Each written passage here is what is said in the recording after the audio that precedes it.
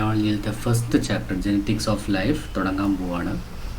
അപ്പോൾ കുറേയൊക്കെ കാര്യങ്ങൾ നിങ്ങൾ ഓൾറെഡി ചെറിയ ക്ലാസ്സിൽ പഠിച്ചിട്ടുണ്ടാവും അല്ലേ? എന്താ ജെനറ്റിക്സ്, ഗ്രെഗർ മെൻഡലിൻ്റെ എക്സ്പീരിമെൻറ്റ്സ് എന്തൊക്കെയായിരുന്നു, അങ്ങനത്തെ കുറേ കാര്യങ്ങൾ നിങ്ങൾ ഓൾറെഡി പഠിച്ചു കഴിഞ്ഞതാണ്.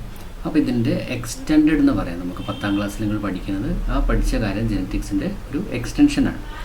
അപ്പോൾ ഇവിടെ നമ്മൾ മെയിനായിട്ട് പഠിക്കാൻ പോകുന്നത് ഈ ജെനറ്റിക്സ് എന്ന് പറഞ്ഞാൽ നമ്മളുടെ പാരമ്പര്യമായിട്ട് ബന്ധപ്പെട്ട കുറേ കാര്യങ്ങളുണ്ട് അല്ലേ?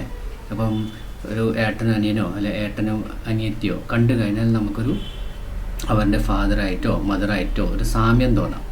അപ്പോൾ ഇതെങ്ങനെയൊക്കെയാണ് സംഭവിക്കുന്നത്, ഇതിനെപ്പറ്റി പഠിക്കുന്ന ഒരു ശാസ്ത്രമാണ്, ഒരു സയൻസാണ് എന്ത് ജെനറ്റിക്സ് എന്ന് പറയുന്നത്. അപ്പോൾ ആ ജെനറ്റിക്സിൽ നമ്മൾ ഇതിൻ്റെ മുന്നേയുള്ള ചെറിയ ക്ലാസ്സിൽ നിങ്ങൾ പീ പ്ലാന്റിനെ പറ്റിയിട്ട് എങ്ങനെയാണ് ഒരു തലമുറയിൽ നിന്ന് അടുത്ത തലമുറയിലേക്ക് ഈ ക്യാരക്ടറിസ്റ്റിക്സ് അല്ലെങ്കിൽ ട്രേഡ്സ്, ആ ചിലപ്പം മുഖച്ഛായ ആവാം, സ്കിന്നിൻ്റെ കളറാവാം, ഹൈറ്റ് ആവാം, ഹെയറിൻ്റെ കളറാവാം, അത് ട്രാൻസ്ഫർ ചെയ്ത് പോകുന്നത് അല്ലേ? അതൊക്കെ നമ്മൾ ഓൾറെഡി കണ്ടു കഴിഞ്ഞു. ഇനി നമുക്കിവിടെ പഠിക്കാനുള്ള എന്താണ് ഈ ഡി എൻ എ എന്ന് പറഞ്ഞാൽ എന്താണ്, ഇത് എവിടെയാണുള്ളത്, ഇതിൻ്റെ സ്ട്രക്ചർ എന്തൊക്കെയാണ്, ഈ കാര്യങ്ങളാണ് നമ്മൾ ഈ ഫസ്റ്റ് ചാപ്റ്ററിൽ പഠിക്കാൻ പോകുന്നത്. അപ്പോൾ അതിൽ ആദ്യത്തെ ചോദ്യം ആ കുട്ടീൻ്റെ മനസ്സിൽ വന്ന എന്താ, എവിടെയാണ് ഈ ഡി എൻ എ അല്ലെ? ഡി എൻ എന്ന് പറയുന്നുണ്ട്, പക്ഷേ ആക്ച്വലി ഇത് എവിടെയാണ് ഉള്ളത്? അപ്പം ഇത് ശരിക്കും എവിടെയാണ് ഉള്ളത് വെച്ചാൽ നമ്മളുടെ സെല്ലുണ്ട് അല്ലേ? നമ്മൾ സെല്ലിനെ പറ്റി പഠിച്ചിട്ടുണ്ട്. ഇതാണ് നമ്മളുടെ സെല്ലെന്ന് പറയുന്നത്. അപ്പോൾ ആ സെല്ലിൻ്റെ അകത്ത് അല്ലേ കറക്റ്റ് സെൻട്രലായിട്ട് ആരുണ്ട്? ന്യൂക്ലിയസ് എന്ന് പറഞ്ഞൊരു ഭാഗമുണ്ട്. സെല്ലിൻ്റെ അകത്ത് സെൻട്രൽ ആരുണ്ട്? ന്യൂക്ലിയസ് ഉണ്ട്. അപ്പോൾ ആ സെല്ലിൻ്റെ ഇതാണ് നമ്മളുടെ സെല്ല്.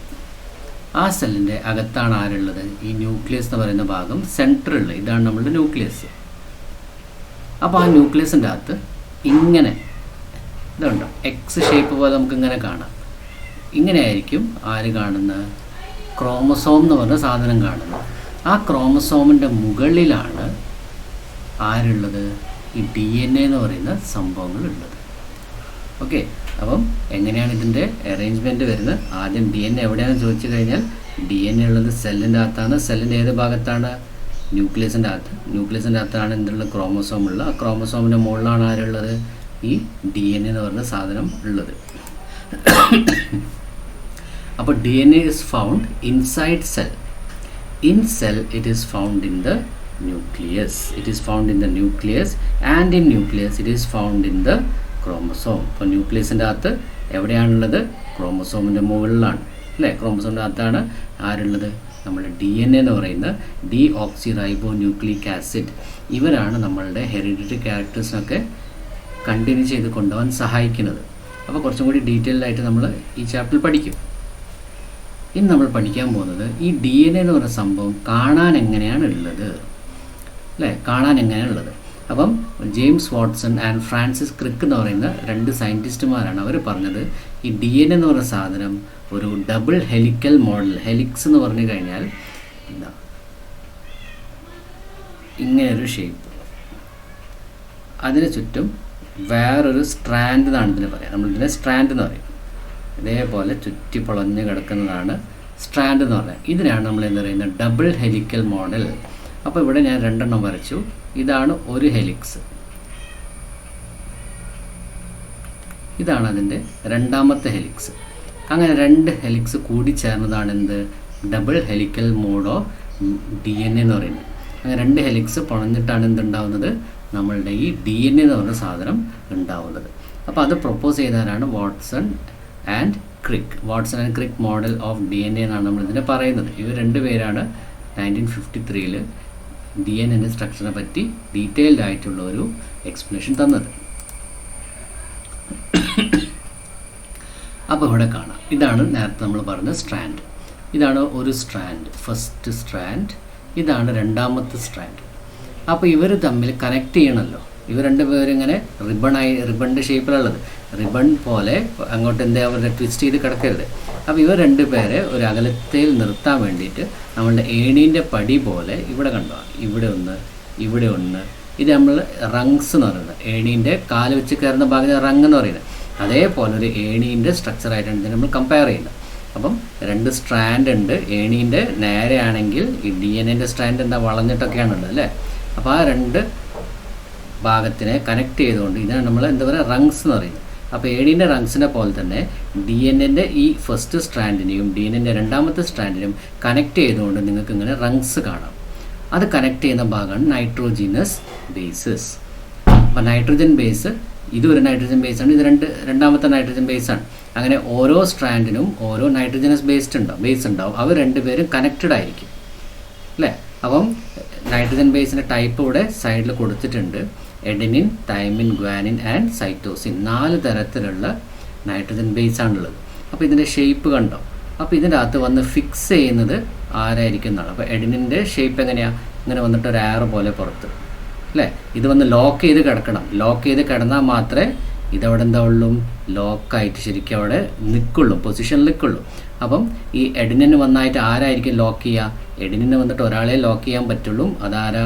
തൈമിനാണ്. കാരണം തൈമിൻ്റെ ഭാഗത്താണ് ഇതിനെ കംപ്ലീറ്റ് ആയിട്ട് ഇങ്ങനെ ഫിക്സ് ചെയ്ത് നിർത്താനുള്ള ഒരു സംവിധാനം അവിടെയുള്ളൂ. അപ്പോൾ എപ്പോഴും ഓർമ്മിക്കുക, എഡിനിൻ ഓൾവേസ് പെയർസ് വിത്ത് തൈമിൻ. നമ്മളെങ്ങനെയാണ് മനസ്സിലാക്കിയത്? ഷേപ്പ് നോക്കിയിട്ടാണ് അല്ലേ. ഈ ഏറോ വന്ന് കംപ്ലീറ്റ് ആയിട്ട് എവിടെയാണ് കറക്റ്റ് അവിടെ ഫിക്സ് ചെയ്ത് ഫിറ്റായിട്ട് നിൽക്കുക? തൈമിൻ്റെ അടുത്താണ്. അതേപോലെ തന്നെ ഗ്വാനിൻ ഫസ്റ്റ് G. ഗ്വാനിൻ എവിടെ പോയിട്ടാണ് കറക്റ്റായിട്ട് ഫിറ്റായി നിൽക്കുക? സൈറ്റോസിൻ്റെ അടുത്ത്. അപ്പം ATGC ഇത് ഓർമ്മിക്കുക. എഡിനിൻ തൈമിനായിട്ടും ഗ്വാനിൻ സൈറ്റോസിനായിട്ടും എന്ത് ചെയ്യുള്ളൂ? പെയർ ചെയ്യുള്ളൂ. അങ്ങനെയാണ് നൈട്രോജനസ് ബേസ് ഒരു സ്ട്രാൻഡിൻ്റെ നൈട്രജൻ ബേസും മറ്റേ സ്ട്രാൻഡിൻ്റെ നൈട്രോജനസ് ബേസും കൂടി ചേർന്നിട്ടാണ് എന്തുണ്ടാവുന്നത്? ഇതേപോലെ നമ്മുടെ ഏണീൻ്റെ സ്റ്റെപ്പ് പോലെ ഇവിടെ റങ്സ് കണക്ട് ചെയ്യുന്നത്. മനസ്സിലായോ? അപ്പോൾ DNA സ്ട്രക്ചർ എങ്ങനെയാണ്? അതിന് റിബൺ പോലത്തെ ഇങ്ങനെയുള്ള സ്ട്രാൻഡ്സ് ഉണ്ടാവും. 2 സ്ട്രാൻഡ്, ഒന്ന് ലെഫ്റ്റിൽ നിന്ന് ഇങ്ങനെ പോകുന്ന ഈ സ്ട്രാൻഡും പിന്നെ റൈറ്റിൽ നിന്ന് ലെഫ്റ്റിലേക്ക് ഇങ്ങനെ പോകുന്ന രണ്ടാമത്തെ സ്ട്രാൻഡും. അപ്പോൾ ഈ 2 സ്ട്രാൻഡിനെ കണക്ട് ചെയ്തുകൊണ്ട് നൈട്രോജനസ് ബേസസ് ഉണ്ടാവും. ഓക്കെ, ക്ലിയർ അല്ലേ? അപ്പോൾ നൈട്രജൻ ബേസിൻ്റെ ഞാൻ പ്രത്യേകത പറഞ്ഞു. നൈട്രജൻ ബേസസ് 4 ടൈപ്പാണ്. അതിൽ എഡിനിൻ എന്ന് പറയുന്ന ഒരു നൈട്രജനസ് ബേസ് തൈമിനായിട്ട് മാത്രമേ ബോണ്ട് ചെയ്യുള്ളൂ, അല്ലെങ്കിൽ ഫിറ്റായി നിൽക്കുള്ളൂ. ഗ്വാനിൻ സൈറ്റോസിനോടും AGTC അങ്ങനെ നിൽക്കില്ല. ATGC ആ ഫോമിലെ ഇതെന്ത് ചെയ്യുള്ളൂ, അങ്ങോട്ട് ഫിറ്റായിട്ട് നിൽക്കുള്ളൂ. ഓക്കെ, ക്ലിയർ ആയല്ലോ. ഇനി നമ്മൾ ഈ സ്ട്രാൻഡിൻ്റെ സ്ട്രക്ചറാണ് നമ്മൾ പഠിക്കാൻ പോകുന്നത്. അപ്പോൾ ഈ സ്ട്രാൻഡ് എന്ന് പറഞ്ഞത് made up of sugar and phosphate. അപ്പം 5 കാർബണുള്ള ഒരു ഷുഗറിൻ്റെ മോളിക്യൂൾ ആണ് ഇവിടെ ബ്ലൂവിൽ കണ്ടു നിങ്ങൾ മുകളിൽ. ഇങ്ങനെയാണ് 5 കാർബണുള്ള ഷുഗർ. ഇതാണ് 1 2 3 4 5 5 കാർബൺ കൊണ്ടുണ്ടാക്കിയ ഒരു ഷുഗർ. ഇതാണ് ഡീഓക്സിറൈബോ എന്ന് പറയുന്ന ഷുഗർ. ആ ഡീഓക്സിറൈബോ ഷുഗറിൻ്റെ കൂടെ ഒരു ഇങ്ങനെ ഒരു ലൈനും ഒരു മഞ്ഞ തൊപ്പിയും കണ്ടില്ലേ, റൗണ്ട്, അതെന്താ? അത് ഫോസ്ഫേറ്റ് മോളിക്യൂൾ എന്ന് പറയും. Phosphate molecule. അപ്പോൾ ആ ഫോസ്ഫേറ്റ് മോളിക്യൂളും ഈ ഡിയോക്സിറൈബോസ് ഷുഗറും പിന്നെ അവിടെ നിന്ന് വരുന്ന ഈ നൈട്രജനസ് ബേസും ഇതെല്ലാം കൂടിയിട്ട് നമ്മളൊരു പേര് പഠിക്കും. ഓക്കെ, ഇതാണ് ഒരു സെറ്റ് എന്ന് പറയുന്നത്. അപ്പം നമ്മളിപ്പോൾ എന്താ ചെയ്ത്, നമ്മൾ ആദ്യം ഇതിൻ്റെ പുറമേ നിന്നുള്ള സ്ട്രക്ചർ പഠിച്ചു. സ്ട്രാൻഡിനെ കണക്ട് ചെയ്യുന്ന നൈട്രജനസ് ബേസ്, ഇതാണ് സ്ട്രക്ചർ ഓഫ് DNA എന്ന് പറയുന്നത്. ഇനി നമ്മൾ ഈ സ്ട്രാൻഡിൻ്റെ അകത്തോട്ടേക്ക് പോവാണ്. ഈ സ്ട്രാൻഡ് എന്തുകൊണ്ടാണ് ഉണ്ടാക്കിയത് നമ്മൾ അറിയണ്ടേ, അതിലേക്കാണ് നമ്മൾ പോകുന്നത്. ഓക്കെ, അതെന്താ നോക്കാം. അപ്പം ആദ്യം DNA is made up of 2 intertwined strands which are made of sugar and phosphate. അപ്പോൾ DNA ഉണ്ടാക്കിയിട്ടുള്ളത് ഇൻ്റർട്വൈൻഡ് ആയിട്ടുള്ള, അങ്ങോട്ട് പിരിഞ്ഞ് കിടക്കുന്ന 2 സ്ട്രാൻഡ്സ് കൊണ്ടാണ്. ഇത് ഉണ്ടാക്കിയിട്ടുള്ളത് എന്തുകൊണ്ടാണ്? 5 കാർബണുള്ള ഡിയോക്സിറൈബോസ് എന്ന് പറയുന്ന ഷുഗറും ഫോസ്ഫേറ്റ് ഒരു എലമെൻ്റാണ്, ഫോസ്ഫേറ്റിൻ്റെ ഒരു മോളിക്യൂളും കൊണ്ടാണ് എന്തുണ്ടാക്കിയിട്ടുള്ളത്? DNA ഒരു പാർട്ട് ഉണ്ടാക്കിയിട്ടുള്ളത്. അങ്ങനെ കുറേ ഉണ്ടാവും. The 2 strands are connected together by nitrogenous base. 2 സ്ട്രാൻഡും connect ചെയ്ത് ആരെ കൊണ്ടാണ്? നൈട്രജനസ് ബേസ് കൊണ്ടാണ് അല്ലേ. അതാണ് നമ്മളിവിടെ സ്റ്റെപ്പ് പോലെ കാണിച്ചത്. പിന്നെ ഇപ്പം ഞാൻ പറഞ്ഞ ഈ കാര്യം, ഒരു ഡിയോക്സിറൈബോസ്, അതിന് കൂടെ ആരുണ്ട്? നൈട്രജനസ് ബേസ് ഉണ്ട്. നൈട്രജനസ് ബേസ് കഴിഞ്ഞാൽ അവിടെ ഒരു ഫോസ്ഫേറ്റ് ഉണ്ട് അല്ലേ, ഫോസ്ഫേറ്റ് മോളിക്യൂൾ. ഇവർ കൂടിയിട്ടാണ് നമ്മൾ എന്താ പറയുക, ന്യൂക്ലിയോടൈഡ് എന്ന് പറയുന്നത്. അപ്പം ഈ യൂണിറ്റിനെ വിളിക്കുന്ന പേരാണ് എന്ത്? ന്യൂക്ലിയോടൈഡ്. അപ്പോൾ ഇങ്ങനത്തെ കുറേ ന്യൂക്ലിയോടൈഡ് കൂടി ചേർന്നിട്ടാണ് എന്തുണ്ടായിട്ടുള്ളത്? ഒരു DNA സ്ട്രാൻഡ് ഉണ്ടാക്കിയിട്ടുള്ളത്. ഓക്കെ, പറഞ്ഞത് കറക്റ്റായിട്ട് ശ്രദ്ധിക്കുക. ഇങ്ങനെ ന്യൂക്ലിയോടൈഡ് എന്ന് പറയുന്ന കുറേ ചെറിയ ചെറിയ യൂണിറ്റ്സ് ഉണ്ടാവും. അപ്പോൾ ഇവിടെ കണ്ടോ, ഇതൊരു ന്യൂക്ലിയോടൈഡ്, ഇത് രണ്ടാമത്തെ ന്യൂക്ലിയോടൈഡ്, മൂന്നാമത്തെ ന്യൂക്ലിയോടൈഡ്, ഇത് ഒരു സ്ട്രാൻഡിൻ്റെയാണ് അല്ലേ. ഇത് സെക്കൻഡ് സ്ട്രാൻഡിൻ്റെ, നേരെ കണ്ടു, ഇത് തല തിരിച്ചിട്ടായിരിക്കും ഉണ്ടാവുക. എന്നാൽ മാത്രമേ ഇതെന്ത് ചെയ്യുള്ളൂ, ഇത് കറക്റ്റ് ഫിക്സ് ആവുള്ളൂ. അപ്പം കാരണം ഇതെങ്ങനെയാണ്, ഓപ്പോസിറ്റ് ഡയറക്ഷനിലാണ് ഓടുന്നത്, അത് മനസ്സിലാക്കുക. ഇതിൻ്റെ ഇതുണ്ട് പോയിന്റ് മുകളിലോട്ടാണെങ്കിൽ അതിനടുത്ത സ്ട്രാൻഡ് ഓപ്പോസിറ്റ് ഡയറക്ഷൻ താഴോട്ടേക്കായിരിക്കും എന്തുണ്ടാവുക, അതിൻ്റെ പോയിന്റഡ് എൻഡ് ഉണ്ടാവുക. അങ്ങനെ ഇത് പെയർ ചെയ്യുള്ളൂ.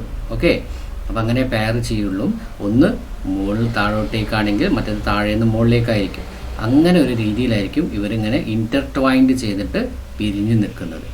അപ്പം ഈ സ്ട്രാൻഡ് എന്തുകൊണ്ടാണ് ഉണ്ടാക്കിയിട്ടുള്ളത്, സ്ട്രാൻഡിൻ്റെ അകത്തൊരു 5 കാർബൺ വരുന്ന ഷുഗർ ഉണ്ട്, ഡിയോക്സിറൈബോസ് ഷുഗർ ഉണ്ട്, ഒരു ഫോസ്ഫേറ്റ് ഉണ്ട്, പിന്നെ ഒരു നൈട്രോജിനസ് ബേസ് കൂടെ ഉണ്ട്. അപ്പം ഈ ഒരു യൂണിറ്റാണ് നമ്മൾ എന്ത് വിളിച്ചിരുന്നത്, ന്യൂക്ലിയോടൈഡ് എന്ന് പറയും. അപ്പോൾ ഈ ഒരു ന്യൂക്ലിയോടൈഡ് ഒരു സ്ട്രാൻഡിൻ്റെ, ഈ ഒരു ന്യൂക്ലിയോടൈഡ് രണ്ടാമത്തെ സ്ട്രാൻഡിൻ്റെ, അങ്ങനെ ഇവർ രണ്ട് പേരും കൂടി ചേർന്നിട്ടാണ് എന്തുണ്ടാവുന്നത്, ഈ ഒരു സ്ട്രക്ചർ ഇവിടെ ഫോം ചെയ്യുന്നത്. അങ്ങനെ കുറേ ന്യൂക്ലിയോടൈഡ് ഒരു സ്ട്രാൻഡിൻ്റെ, കുറേ ന്യൂക്ലിയോടൈഡ് അടുത്ത സ്ട്രാൻഡിൻ്റെ, ഇവർ പരസ്പരം കണക്ട് ചെയ്തിട്ടായിരിക്കും DNA എന്ന് പറയുന്ന ഈ ഒരു ഡബിൾ ഹെലിക്കൽ മോഡൽ കംപ്ലീറ്റ് ആവുന്നത്. ക്ലിയർ ആയോ? ഓക്കെ, അപ്പം ഫോസ്ഫേറ്റ് മോളിക്യൂളാണ് നമ്മളുടെ ഈ മഞ്ഞ നിറത്തിൽ ഇവിടെ കാണുന്നത്. ഓക്കെ, ഇതാണ് നമ്മളുടെ ഫോസ്ഫേറ്റ്, ഇതാണ് phosphate molecule. Nitrogenous base, deoxyribose, 5 carbon sugar. ഇവരെന്താ ചെയ്യുന്നത് വെച്ചാൽ ഈ ഫോസ്ഫേറ്റ് ബോണ്ട് ഫോർമേഷൻ, അതായത് ഇതിന് മുകളിലൊരു ഇതേപോലെ ഡിയോക്സിറൈബോസ് ഷുഗർ ഉണ്ടാവും, ഇവിടെ കണ്ടാവും. അപ്പം ഇതിൻ്റെ ഫോസ്ഫേറ്റ് മറ്റേൻ്റെ ഒരു എൻഡായിട്ട്, ഒരു കാർബണായിട്ട് ബോണ്ട് ഫോം ചെയ്യും. അതേപോലെ തന്നെ ഇവരൊരു കണ്ടിന്യൂസ് ചെയിൻ ആയിട്ട് ഇങ്ങനെ കൂട്ടി കൂട്ടി ജോയിൻ ചെയ്തിട്ടായിരിക്കും എന്തുണ്ടാവുന്നത്, ഈ ഫുൾ ഷേപ്പുള്ള ഒരു സ്ട്രാൻഡായിട്ട് മാറുന്നത്. അപ്പം ഒരു DNA ബേസിക് യൂണിറ്റ് എന്താ, ന്യൂക്ലിയോടൈഡാണ്. ന്യൂക്ലിയോടൈഡ് കൊണ്ടാണ് DNA ഉണ്ടാക്കിയിട്ടുള്ളത്. കുറേ ന്യൂക്ലിയോടൈഡ് കൂടിച്ചേർന്നിട്ടാണ് എന്തുണ്ടാവുന്നത്, DNA ഉണ്ടാവുന്നത്. അപ്പോൾ അതിൽ ഒരു ന്യൂക്ലിയോടൈഡിൻ്റെ അകത്ത് എന്തൊക്കെയുണ്ട്, ഒരു 5 കാർബൺ ഷുഗർ ഉണ്ട്, പിന്നെ ഒരു ഫോസ്ഫേറ്റ് ഗ്രൂപ്പ് ഉണ്ട്, ഒരു നൈട്രോജനസ് ബേസ് ഉണ്ട് അല്ലേ. ഇതാണ് ന്യൂക്ലിയോടൈഡ്. അങ്ങനെ കുറേ ന്യൂക്ലിയോടൈഡ് കൂടി ചേർന്നിട്ടാണ് ആരുണ്ടാവുന്നത്, നമ്മളുടെ DNA ഉണ്ടാവുന്നത്. What is nucleotide? Nucleotide the basic building block of DNA. നമ്മൾ വീടുണ്ടാക്കാൻ കല്ല് പോലെ ഒരു DNA ബേസിക് ബിൽഡിംഗ് ബ്ലോക്കാണ് അല്ലേ. ആ കല്ല് പോലത്തെ സാധനമാണ് നമ്മളുടെ ന്യൂക്ലിയോടൈഡ്. ഒരു ന്യൂക്ലിയോടൈഡിൽ എന്തുണ്ട്, ഒരു ഡിയോക്സിറൈബോസ് ഷുഗർ ഉണ്ട്, ഫോസ്ഫേറ്റ് ഗ്രൂപ്പ് ഉണ്ട്, പിന്നെ ഒരു നൈട്രോജീനസ് ബേസ് ഉണ്ട്. അപ്പോൾ ഇത്രയും പറഞ്ഞാൽ ക്ലിയർ ആയല്ലോ. പിന്നെയാണ് അടുത്ത നമ്മളുടെ ആൾ ക്രോമസോം അല്ലേ. ആ ക്രോമസോം എന്താണെന്ന് പഠിക്കുന്നതിന് മുന്നേ നേരത്തെ ബേസ് ചെയ്തിട്ടുള്ള, നമ്മൾ ചിത്രം കണ്ടില്ലേ, അത് ബേസ് ചെയ്തിട്ടുള്ളൊരു ക്വസ്റ്റ്യൻ ആണ് ഇവിടെ കൊടുത്തിട്ടുള്ളത്. നമ്പർ ഓഫ് സ്ട്രാൻഡ്സിൻ്റെ തന്നെ നമ്മൾ കണ്ടു, എത്രയാണ്, 2 സ്ട്രാൻഡ്സ് ആണ്, 2 strands. Molecules use to make strands.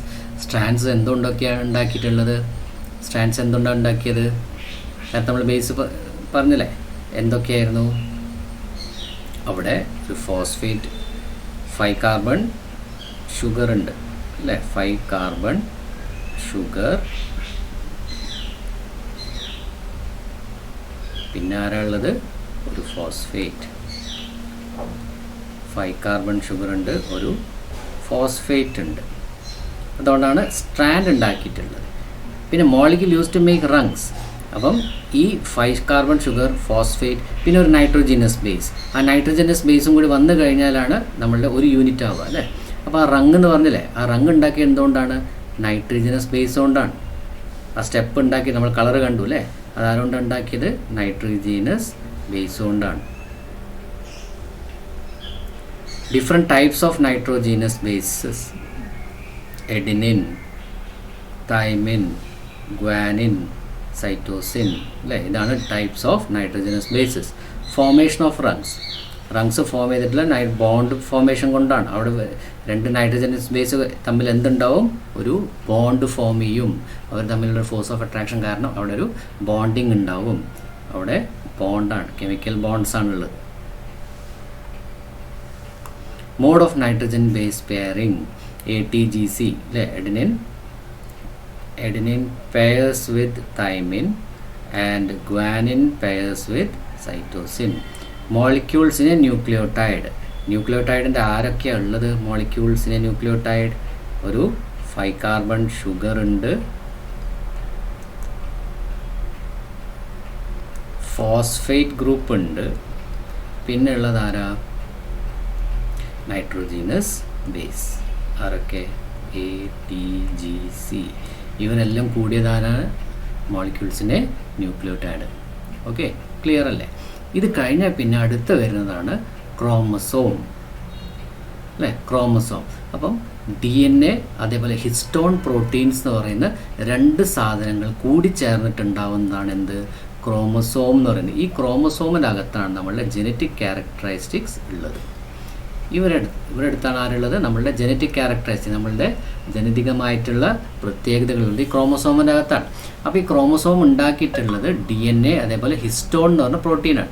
ഇതാണ് നമ്മൾ പഠിച്ച DNA സ്ട്രക്ചർ അല്ലേ? ഇവിടെ കണ്ടോ, ഇത് DNA സ്ട്രാൻഡാണ്. ആ DNA സ്ട്രാൻഡ് ഇങ്ങനെ ഹിസ്റ്റോൺ പ്രോട്ടീൻ്റെ മുകളിൽ എന്ത് ചെയ്യും? ചുറ്റിയിട്ടുണ്ടാവും. ഇങ്ങനെ ചുറ്റി ചുറ്റി ചുറ്റി 4 മുകളിലും 4 ഹിസ്റ്റോൺ പ്രോട്ടീൻ താഴത്തായിരിക്കും. അങ്ങനെ 8 ഹിസ്റ്റോൺ പ്രോട്ടീൻ കൂടി ചേർന്ന് നമ്മൾ ഹിസ്റ്റോൺ ഒക്ടേമർ എന്ന് പറയും അല്ലേ? എന്താ പറഞ്ഞുതരാം. ഇപ്പം DNA സ്ട്രാൻഡ് ഉണ്ടാവും, ഹിസ്റ്റോൺ പ്രോട്ടീനും കൂടി ചേർന്നിട്ടാണ് ക്രോമസോം ഉണ്ടാവുക എന്ന് പറഞ്ഞു അല്ലേ? അങ്ങനെയാണ് നമ്മൾ പറഞ്ഞത്. അപ്പോൾ എങ്ങനെയാണ് ഈ ഹിസ്റ്റോൺ പ്രോട്ടീനും DNA തമ്മിൽ ക്രോമസോമിൻ്റെ ആ ഒരു ഫോമിലേക്ക് വരുന്നത്? അതെങ്ങനെ ഉണ്ടാവുമെന്ന് വെച്ചാൽ, ഇപ്പം 4+4 8 ഹിസ്റ്റോൺ പ്രോട്ടീൻസ് കൂടി ചേർന്നിട്ട് ഒരു ഹിസ്റ്റോൺ ഒക്ടേമർ ആയിട്ട് മാറും. അങ്ങനെ കുറേ ഒക്ടേമസ് ഉണ്ടാവും. ഈ ഒക്ടേമസിൻ്റെ മുകളിൽ വന്നിട്ട് ആരൊക്കെ ഇങ്ങനെ ചുറ്റുന്നുണ്ടാവും? ഈ DNA വന്ന് ഇങ്ങനെ ചുറ്റുന്നുണ്ടാവും. അങ്ങനെ ചുറ്റി ചുറ്റി പഴയ കാലത്തുള്ള ടെലിഫോണിൻ്റെ വയറ് പോലെ ആരായി മാറും? ഈ ക്രോമസോം എന്ന് പറയുന്ന ഒരു സ്ട്രക്ചറായിട്ട് മാറും.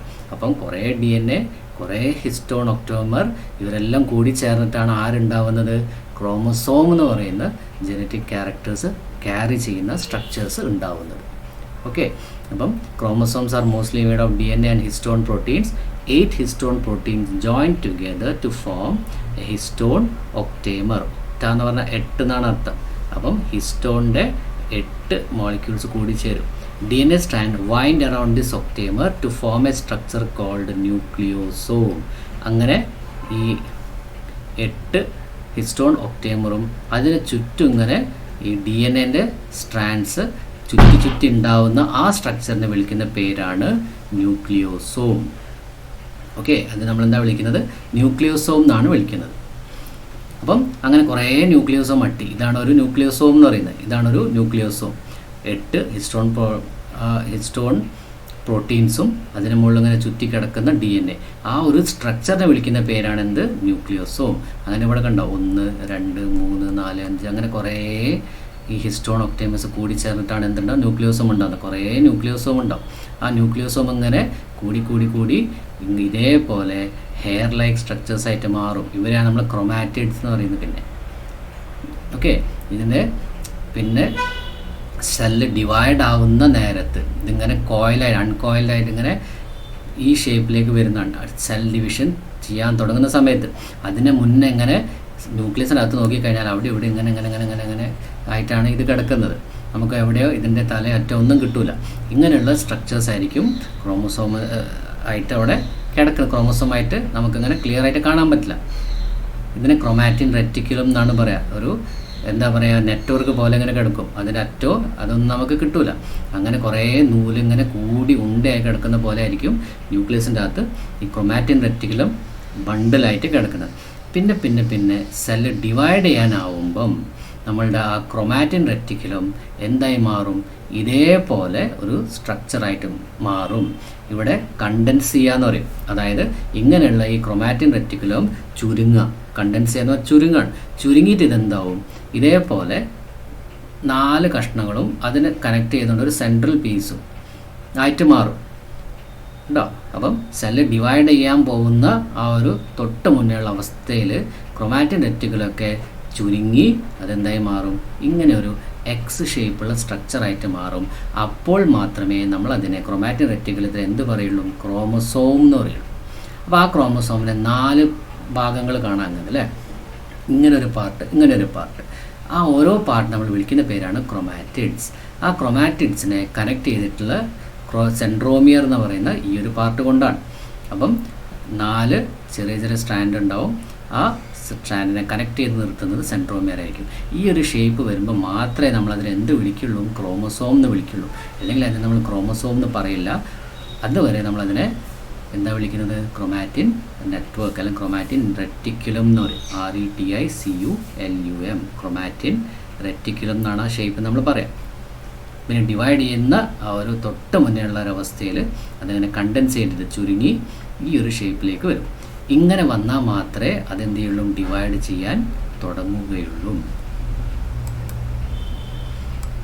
ഇനി ഓരോ സ്പീഷീസിന് അതിൻ്റേതായിട്ടുള്ള നമ്പർ ഓഫ് ക്രോമസോംസ് ഉണ്ടാവും. അത് നമുക്ക് പഠിക്കാൻ ആരെ പറ്റിയിട്ടാണ്? ഹ്യൂമൻ ക്രോമസോംസിനെ പറ്റിയിട്ടാണ്. അപ്പോൾ ഹ്യൂമൻ ക്രോമസോംസ് 23 പെയേഴ്സ് ആയിട്ടാണ് കിടക്കുന്നത്. 23 പെയേഴ്സ്. അപ്പോൾ ഒരു പെയറിന് പറഞ്ഞാൽ എത്രയാണ്? 2 എണ്ണാണ് അല്ലേ? അപ്പോൾ ആകെ എത്ര ക്രോമസോംസ് ഉണ്ടാവും? 23 × 2 46 ക്രോമസോംസ് ഉണ്ടാവും. 23 പെയർ എന്ന് പറഞ്ഞു കഴിഞ്ഞാൽ 46 ക്രോമസോംസ് ആണ് വരുന്നത്. അതിൽ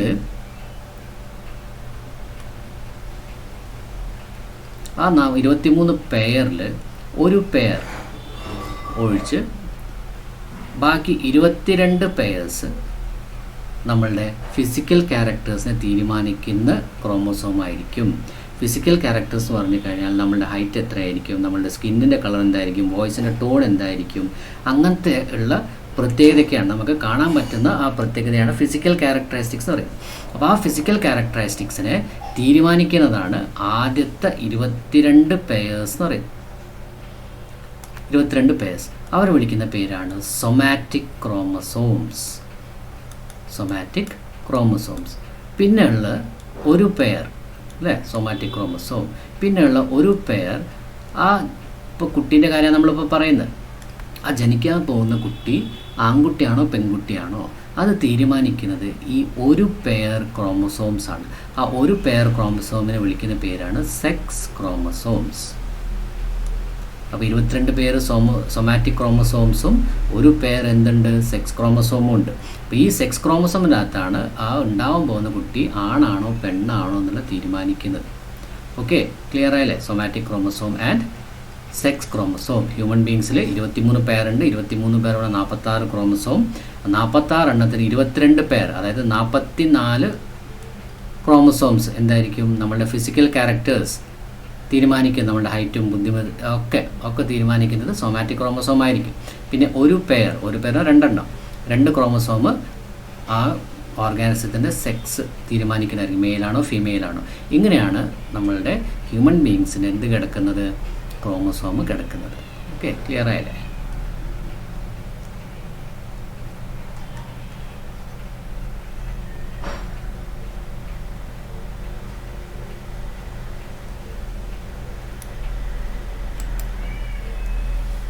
പിന്നെ ക്രോമാറ്റിഡ്സ് എന്താണെന്നുള്ളത്. Chromatids are the parts of a chromosome which are connected by means of centromere. നേരത്തെ നമ്മൾ കണ്ടു അല്ലേ? ഇപ്പോൾ ഞാൻ പറഞ്ഞ കാര്യമാണ് ഇവിടെ. Human chromosome is divided into 2 groups, somatic chromosome and sex chromosomes. അതിൽ somatic chromosome എന്താ? that control physical characteristics. നമ്മൾ ശാരീരികമായിട്ടുള്ളതും അതേപോലെ നമുക്ക് കാണാൻ പറ്റുന്ന കാര്യങ്ങൾ തീരുമാനിക്കുന്നത് ആരാ? സൊമാറ്റിക് ക്രോമസോമാണ്. അപ്പോൾ അതിൻ്റെ അകത്ത് 22 പെയർസ് സൊമാറ്റിക് ക്രോമസോം ഉണ്ട്. A pair of identical chromosome together form a homologous series. ഇതാണ് ഹോമോളോഗസ് സീരീസ് എന്ന് പറയുന്നത്. ഒരേപോലെയുള്ള 2 അല്ലേ? അതാണ് നമ്മൾ എന്താ പറയുന്നത്? ഹോമോളോഗസ് സീരീസ് എന്ന് പറയുന്നത്. അപ്പം 2 ഐഡൻറ്റിക്കൽ ക്രോമസോം കൂടി ചേർന്നിട്ടാണ് ഇതുണ്ടാവുന്നത്. അപ്പോൾ എന്തുകൊണ്ടാണ് അങ്ങനെ പെയറായിട്ട് കാണുന്നത്? നമുക്കറിയാം, നമ്മൾ ഫോം ചെയ്തിട്ടുള്ള നമ്മളുടെ അച്ഛനിൽ നിന്നും അമ്മയിൽ നിന്നും കിട്ടിയ ക്യാരക്ടേഴ്സ് കൊണ്ടാണ്.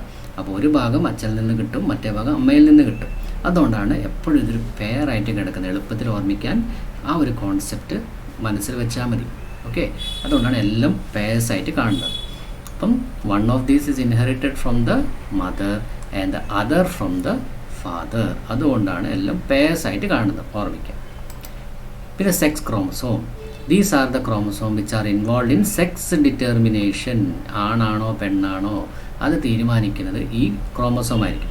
2 ടൈപ്പ് സെക്സ് ക്രോമസോം ഉണ്ട്. അതിൽ ഒന്നാമത്തെ ക്രോമസോം നമ്മൾ എക്സ് ക്രോമസോം എന്ന് പറയും.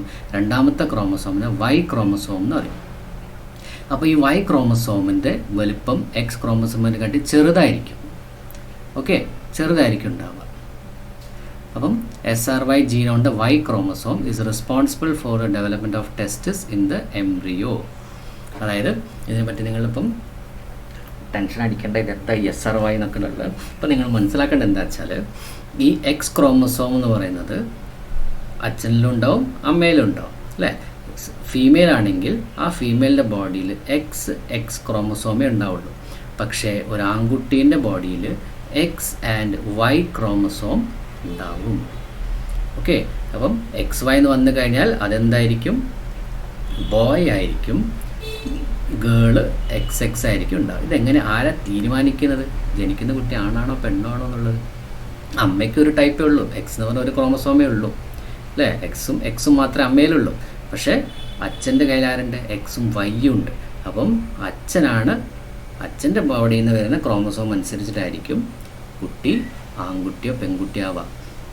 അതുകൊണ്ട് മദേഴ്സ് അല്ല തീരുമാനിക്കുന്നത് ഫാദറിൻ്റെ ബോഡിയിൽ നിന്ന് വരുന്ന ക്രോമസോം ഏതാണോ അത് മദറിൻ്റെ ബോഡിയിലുള്ള ഏത് ക്രോമസോമായിട്ടാണോ ഫ്യൂസ് ചെയ്യുന്നത് അതനുസരിച്ചായിരിക്കും ജനിക്കുന്ന കുട്ടിയാണോ പെണ്ണോ ആവും. അപ്പോൾ ഫാദറിന് വരുന്ന X ക്രോമസോമും മദറിന് വരുന്ന X ക്രോമസോം ആണെങ്കിൽ അതെന്തായി? ഗേളായി അല്ലേ. പിന്നെ ഫാദറിന് Y, മദറിന് X എന്തായാലും അതേ വരുള്ളൂ. അപ്പോഴാണ് കുട്ടി എന്താവുക? ബോയ് ആവുക. ഓക്കെ, അപ്പോൾ സെക്സ് ഡിറ്റർമിനേഷനിൽ മുഖ്യ പങ്ക് വഹിക്കുന്നത് ആരാണ്? അച്ഛനാണ്, അമ്മയല്ല. അമ്മയ്ക്കൊരു പങ്കുമില്ല.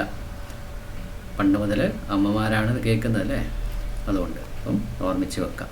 അപ്പോൾ Y ക്രോമസോമാണ് ടെസ്റ്റിസ് എന്ന് പറയുന്ന മെയിലിൻ്റെ ജനറ്റിക് ഓർഗനിൻ്റെ മെയിനായിട്ടുള്ള ഉണ്ടാവാനുള്ള കാരണക്കാരൻ. ക്ലിയർ ആയല്ലോ?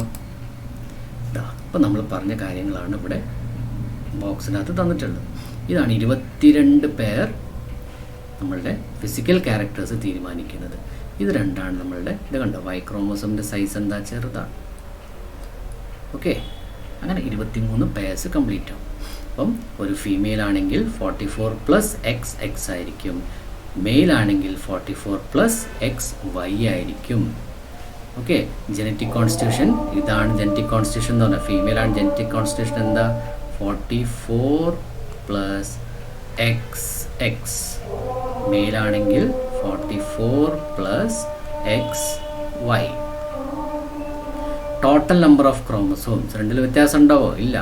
46 ക്രോമസോമിനാണ് മെയിലുള്ളത്, ഫീമെയിലുള്ളത് 46 ക്രോമസോം തന്നെ. നമ്പർ ഓഫ് സോമാറ്റിക് ക്രോമസോമോ അതും വ്യത്യാസമില്ല, 44 തന്നെയാണ് ഇവിടെ ഉണ്ടാവുക. ഇവിടെ 44. സെക്സ് ക്രോമസോമിൽ വ്യത്യാസമില്ല, 2 തന്നെ. പക്ഷേ ടൈപ്പിലാണ് വ്യത്യാസം. ഒന്നിൽ XX ആണ്, മറ്റേതിൽ എന്തായിരിക്കും? XY ആയിരിക്കും. ആ ഒരു വ്യത്യാസമേ ഉള്ളൂ. ഓക്കെ, അപ്പം ഇതെല്ലാവർക്കും മനസ്സിലായെന്ന് വിചാരിക്കുന്നു. നല്ലോണം മനസ്സിലാക്കി പഠിക്കുക. ബയോളജിയിലൊക്കെ താല്പര്യമുള്ള ആൾക്കാരാണെങ്കിൽ ജെനറ്റിക്സ് ഒക്കെ വളരെ വലിയൊരു വിഭാഗം തന്നെയാണ്. റിസർച്ചും കാര്യങ്ങളൊക്കെ ചെയ്യാൻ പറ്റും. അപ്പോൾ നല്ലോണം പഠിക്കുക എല്ലാവരും. അപ്പം ഈ ക്ലാസ് എല്ലാവർക്കും ഇഷ്ടപ്പെട്ടെങ്കിൽ ലൈക്ക് ചെയ്യുക, ഷെയർ ചെയ്യുക, എൻ്റെ ചാനൽ സബ്സ്ക്രൈബും ചെയ്യുക. Thank you all of U.